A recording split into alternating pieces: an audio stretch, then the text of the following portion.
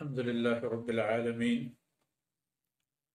والصلاة والسلام على خاتم الأنبياء والمرسلين سيدنا محمد وعلى آله وصحبه أجمعين وخلفاء الراشدين المهديين. سبحانك لا علم لنا إلا ما علمتنا إنك أنت العليم الحكيم. رب اشرح لي صدري ويسر لي أمري واحلل عقدة من لساني يفقه قولي واجعل لي وزيرا من أهلي رب زدني علما وارزقني فهما ثم أما بعد. أعوذ بالله من الشيطان الرجيم. ما كان محمد أبا أحد من رجالكم ولكن رسول الله وخاتم النبيين. ولكن رسول الله وخاتم النبيين، یہی بات ہے مرکزی اور بنیادی جس پر ہم تسلسل سے کچھ عرض کرتے چلے آ رہے ہیں. جناب محمد رسول اللہ صلی اللہ علیہ وسلم کو ختم نبوت کا اعزاز، تاج، شرف، معیار، مقام سب کچھ عطا ہوئے ہیں، اور آپ صلی اللہ علیہ وسلم رہتی دنیا تک اللہ کے رسول ہیں. آپ کی رسالت بھی برقرار ہے. بس فرق یہ ہے کہ اس پیغمبرانہ عہدوں کی بجا آوری اور ان کی اشاعت و تکمیل و تحفظ اس امت کے حصے میں آئی ہے. ہم پر اللہ رب العزت نے یہ نعمت فرما دیا ہے کہ یہ امت وہی کام کر لے گی جو انبیاء علیہ السلام کی امور کا تسلسل ہے. اس امت میں بنیادی طور پر جناب رسول اللہ صلی اللہ علیہ وسلم کی لائی ہوئی شریعت کو لینا، دینا اور اس کی حفاظت کرنا، یہ تمام شرائط بیک وقت اس پر لاگو ہیں، اس پر عائد ہیں اور اس کی ذمہ داری ہے. اس لیے تو آپ مشاہدہ فرماتے ہیں میرے عزیز بھائیوں، بہنوں اور دوستوں، کہ جناب رسول اللہ صلی اللہ علیہ وسلم کی رحلت پر جب انواع و اقسام کے فتنے سر اٹھائے، کہیں مدعی نبوت پیدا ہوئے تو کہیں منکرین شریعت پیدا ہوئے تو کہیں ارتداد کا فتنہ بھی برپا ہوا، لوگ مرتد ہو گئے.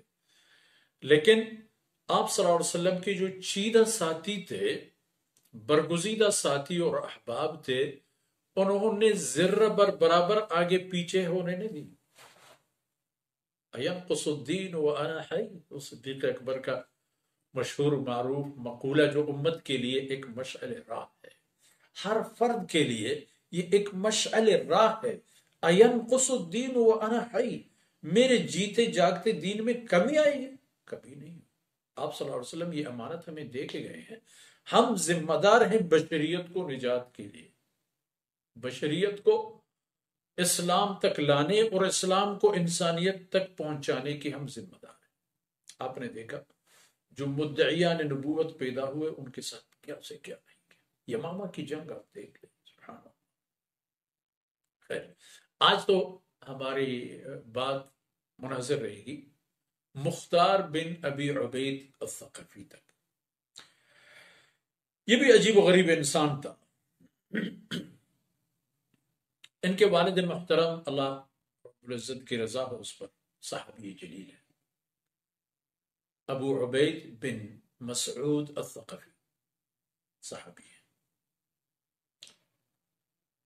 اور عجیب علم اور درد سے بری باتیں ہیں کہ حضرات صحابہ کرام کے بعد ان کے اولاد میں کچھ ایسے لوگ بھی آ گئے جو فتنوں کے شکار ہو گئے.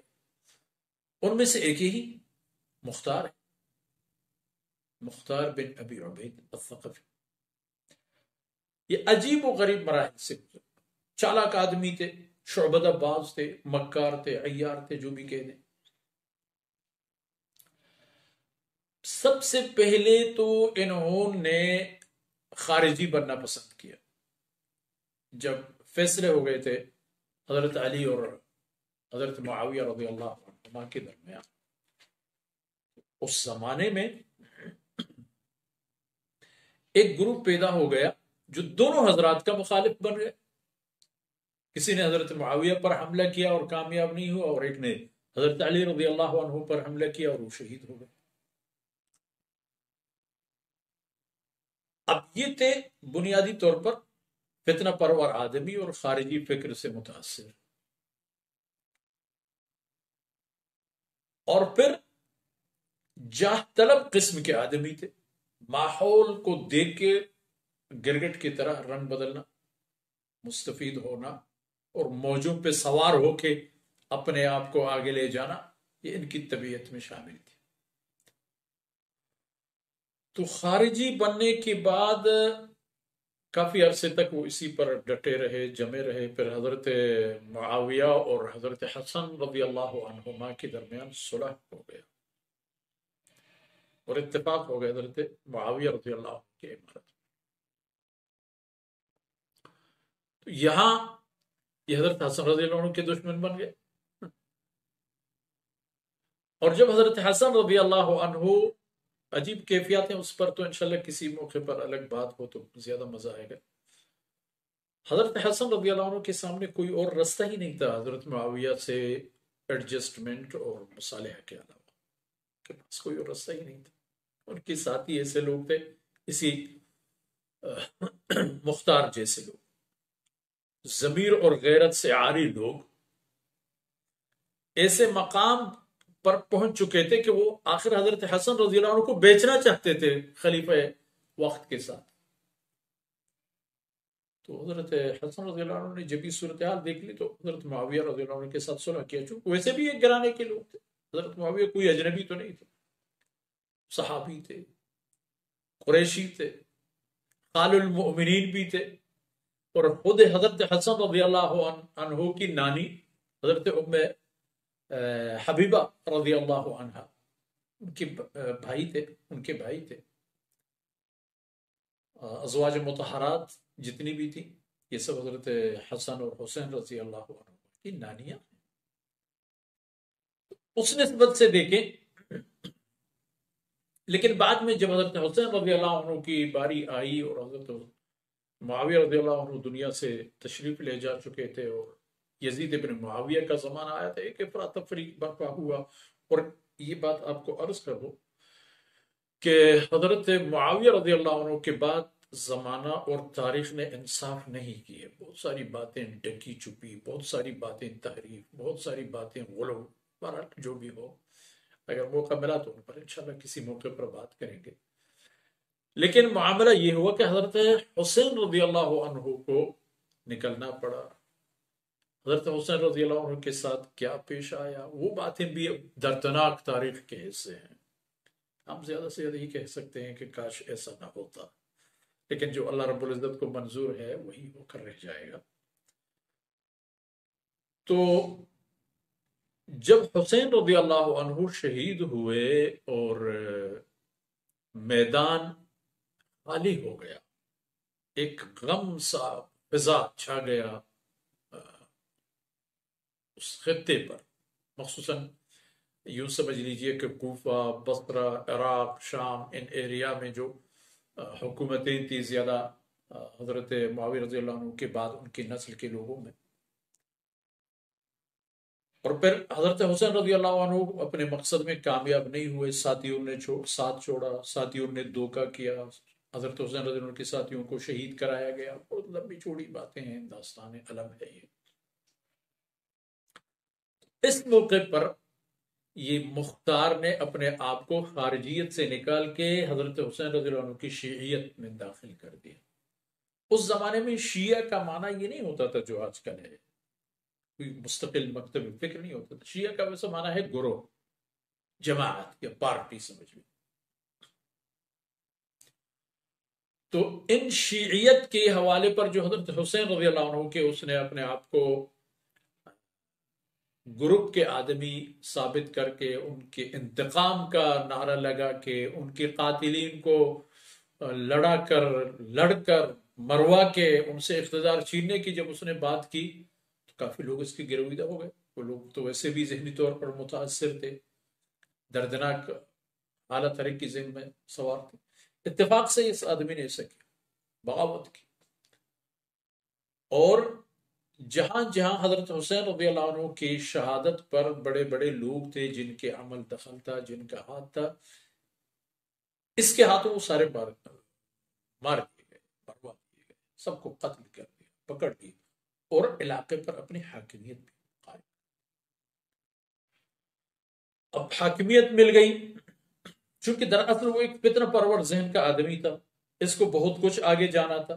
خارجیت سے آ کر کے شیعہ بن گیا، شیعہ حسین، اور حسین رضی اللہ عنہ کے قاتلین سے انتقام لے کے اپنے لیے ایک فضا سازگار بنا دیا. ان معاملات میں پھر آگے چل کر اس نے اپنے آپ کو ایک اور چیز پیش کی، ایک مصلح، مجدد، اور پھر کچھ پیران نہ میں پرند مریدان میں پراند، ایک مقولہ ہے فارسی کا جو کہتے ہیں پیر بذات خود اڑتے تو نہیں، لیکن مریدین کی یہ جو افواہیں ہوتی ہیں کہ آپ ایسے ہیں ویسے ہیں یہ ہیں وہ ہیں، یہ سبب بن جاتے ہیں کہ پیر میں اڑان آ جائے. اس میں بھی یہی ہو گیا. یہ غالی شیعہ جو تھے دراصل وہ بھی فتنہ تھے. دراصل ان فتنوں کا اگر موازنہ کی جائے، حضرت عثمان رضی اللہ عنہ کو شہادت سے شروع ہو گئے تھے، کہیں رنگ بدل کی کسی صورت میں، کہیں کسی صورت میں، اسی طرح پھر اختلافات کے فضا قائم ہونا اور اختلافات کو بڑا چڑھا کے پیش کرنا، جنگوں تک نوبت آنا. خیر وہ سب باتیں اپنی جگہ. اب یہ آدمی بھی آگے بڑھتا گیا اور آخر الامر اس نے نبوت کا دعویٰ کیا کہ میں بھی نبی. مزے کی بات یہ ہے کہ اس نے دعویٰ کیا کہ مجھ پر وحی نازل ہوتا ہے. کسی نے حضرت عبداللہ بن عباس رضی اللہ عنہما سے پوچھا کہ حضرت یہ مختار مدعی ہے کہ اس کے پاس وحی آ رہا ہے. اس نے کہا بالکل ٹھیک کہتا ہے، لیکن انہوں نے پھر قرآن کریم کی آیتوں کا جو حوالہ ہوتا ہے وَإِنَّ الشَّيَاطِينَ لَيُوحُونَ بَعْضُهُمْ إِلَىٰ بَعْضٍ، غالباً اگر اللہ نے معاف فرمائے آیت کے الفاظ آگے پیچھے ہوں، کہ شیطان کے جو آپس کے احباب ہو ایک دوسرے پر وحی کا معنی بھی یہ ہے کہ کسی کے کان میں کوئی بات کہہ دینا، چپکے سے کسی کو کوئی بات کہہ دینا. تو پھر حضرت عباس رضی اللہ عنہما نے اس کو اس پر محمول کیا کہ شیطان اس پر جو باتیں لاتا ہے اس کی وحی وہی ہے، ورنہ جناب محمد رسول اللہ صلی اللہ علیہ وسلم پر وحی کا تسلسل ختم ہو چکا ہے. اب جو بھی وحی آئے گا، جو وحی آنے کا مدعی ہوگا وہ جھوٹا ہی ہوگا. بات لمبی ہو گئی اس کا، اس نے بہت زور پکڑ لی، فتنہ ایک نیا سبب پہ ہوا. دراصل یہ جو مدعیان نبوت کی آپ صلی اللہ علیہ وسلم نے پیشن گوئی فرما دی ہے اور جن پر کچھ نہ کچھ بات ہو، یہ سارے وہی ہیں کہ جنہوں نے واقعتاً اپنے زمانے میں اسلام اور امت پر مسائل پیدا کیے تھے، مصیبتوں کے سبب بن گئے تھے. ان میں سے ایک یہی بدبخت آدمی تھا. اچھا جی. پھر دوسری طرف حجاز مقدس میں سیدنا عبداللہ بن زبیر رضی اللہ عنہ کی حاکمیت تھی، عدل اور انصاف کا. اور تو اب اس کا معاملہ جب نبوت تک آ گیا تو اس کے کچھ ساتھی ایسے تھے کہ جنہوں نے ان کو سپورٹ کی تھی، ان کو مدد کیا تھا. وہ بھی حیران رہ گئے کہ یار یہ تو آ گئے تھے کسی اور مقصد کے لیے، کر گئے کچھ اور کام، اور اب آگے جا رہا ہے کسی اور سفر کی طرف. تو انہوں نے بھی اس کا ساتھ چھوڑ دیا. اب اس کے ساتھ چھوڑنے کے بعد دوسری طرف حضرت عبداللہ بن زبیر رضی اللہ عنہ پر یہ بات واضح ہو گئی کہ ایک فتنہ بن گیا. اب یہ بھی اسلام کے خلاف اپنے آپ کو ایک چیز پیش کرنے کی کوشش کر رہا ہے. انہوں نے اپنے بھائی کو حکم دیا کہ جب اس کا کام ٹھیک کر. تو مصعب بن زبیر رضی اللہ عنہ انہوں نے لشکر لی اور آ گئے. انہوں نے جم کے مقابلہ کیا حضرت عبداللہ بن زبیر کے برادر محترم کا، بھرپور مقابلہ کیا. کافی لشکر اسلام کو نقصان بھی پہنچایا، لیکن اللہ نے شکست دے دی. اللہ رب العزت کا بھی ایک عجیب قانون ہے، سبحان اللہ، کہ اللہ رب العزت جھوٹوں کو جو مخصوصاً دین اسلام میں رخنہ ڈالنے اور فتنہ لانے کا سبب بنتے ہیں، عزت سے نہیں نوازتا. یہ جہاں بھی جائیں، جیسے بھی کر لیں، ذلت اور شکست ان کے مقدم ہوتی ہے. کبھی کبھار ابھار بھی آ جاتا ہے، بہت آگے بڑھتے ہیں، طاقت بھی حاصل کر لیتے ہیں، لیکن انجام کار ذلت کی موت اور اقتدار کی خاطر، ان کا بھی یہی حشر ہوا۔ حضرت عبداللہ بن زبیر سے کافی لڑائی ہو گئی اس کی، ان کے برادر محترم تھے، لیکن بہت نقصان اٹھانے کے بعد اللہ نے ان کو شکست دے دی۔ اب یہی مختار کی لشکر کے 22,000 لوگ تھے، جب واپس آ گئے شکست کھاتے ہوئے بھاگ رہے تھے اپنے کسی پناہ گاہ کی طرف، صرف 8,000 لوگ اس کے ساتھ تھے، بقیہ 14,000 لوگ گواہ کے آ رہے تھے میدان سے۔ اور پھر جہاں آ گئے حضرت مصعب بن زبیر رضی اللہ عنہما نے کا محاصرہ کیا۔